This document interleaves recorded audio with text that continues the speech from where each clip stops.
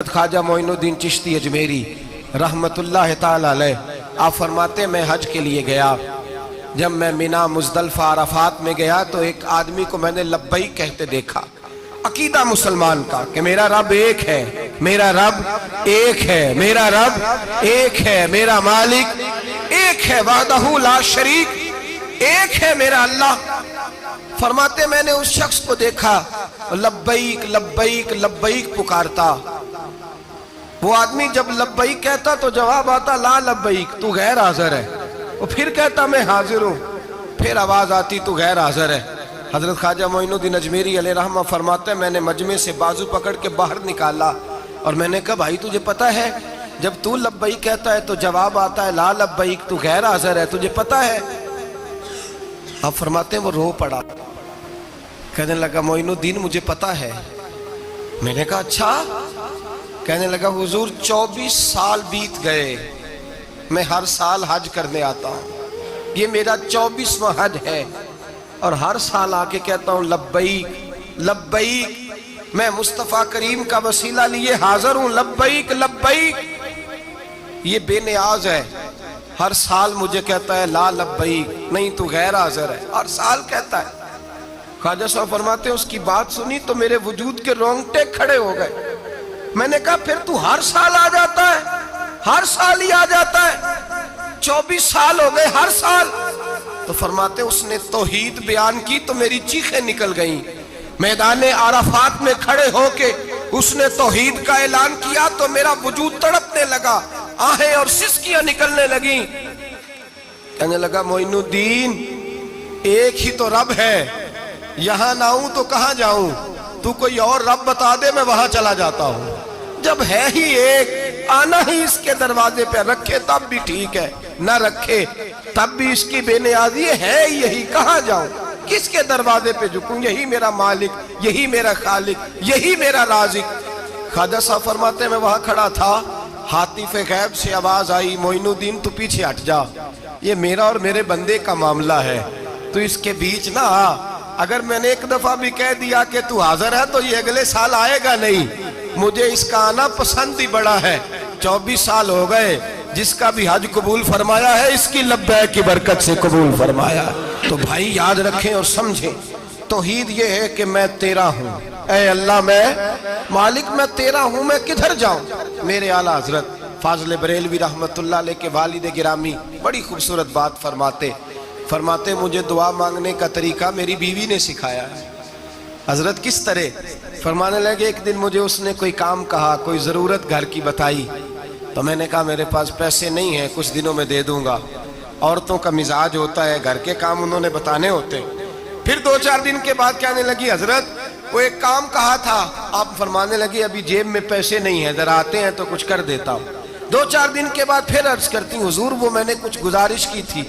आप फरमाते मुझे गुस्सा आया, नाराज हुआ। मैंने कहा तू बार बार कहती रहती है, तुझे बताया तो है, अभी मेरे पास पैसे नहीं, कहीं से आते हैं तो दे दूंगा।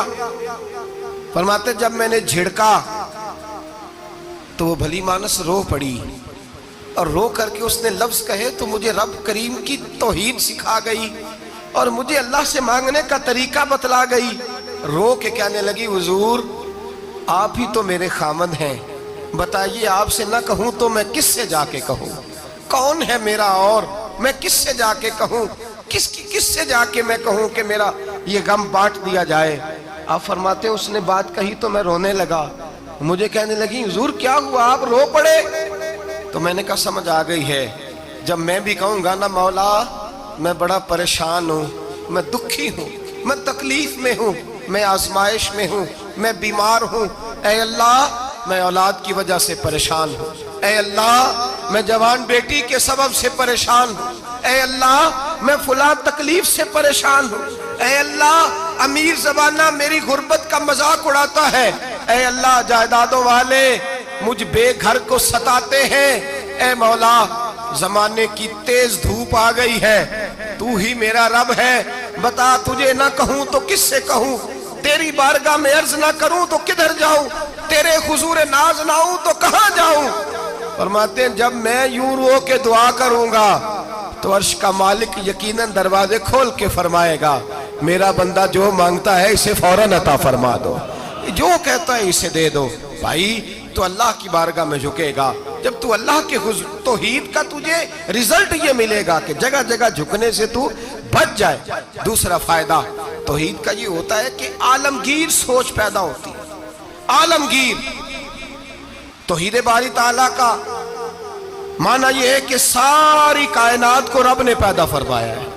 نبی پاک نے فرمایا الخلق و یال اللہ فاحب الخلق الی اللہ ما احسن الی یالہ، ساری مخلوق اللہ کا خاندان ہے اور اللہ اس بندے سے محبت کرتا ہے جو اس کی مخلوق سے پیار کرتا ہے۔